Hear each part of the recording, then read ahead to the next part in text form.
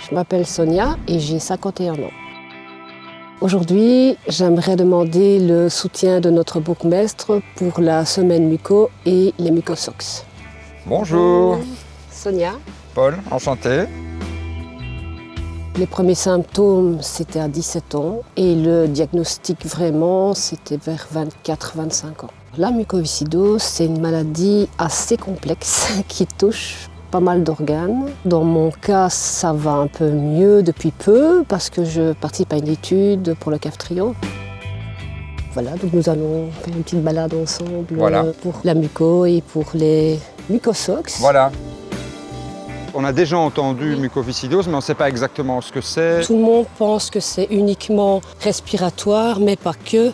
Ça touche le côté digestif. Oui, parce que c'est l'ensemble des muqueuses, qu'elles soient pulmonaires et ou donc, bien dans l'appareil digestif. Même sinus, parce que moi, mon gros problème, c'était ça.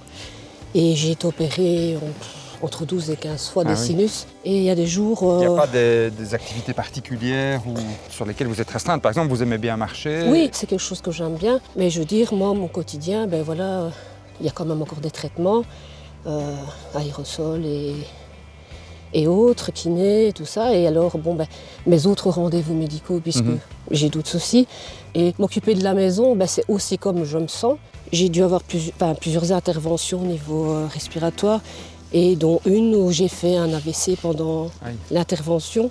Et depuis lors, ben, forcément, j'ai des problèmes d'équilibre, d'attention, de mémoire. C'est pas la muco, mais ça en fait partie. C'est les conséquences. C'est une conséquence direct, notamment, quoi. Finalement, j'ai dû arrêter de travailler parce que c'était plus gérable. J'ai essayé un temps partiel d'un jour, puis j'ai encore ajouté un jour. Et dans le reste de votre existence, dans votre vie courante, quotidienne? Ben, c'est au jour le jour. Donc, voilà.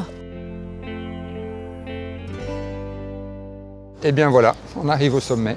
Une vue à couper le souffle. Sans jeu de mots. Et pour soutenir les personnes atteintes de mucoviscidose et soutenir la recherche scientifique, on a besoin de vous. Et donc il faut acheter les mucosox, les chaussettes contre la mucoviscidose.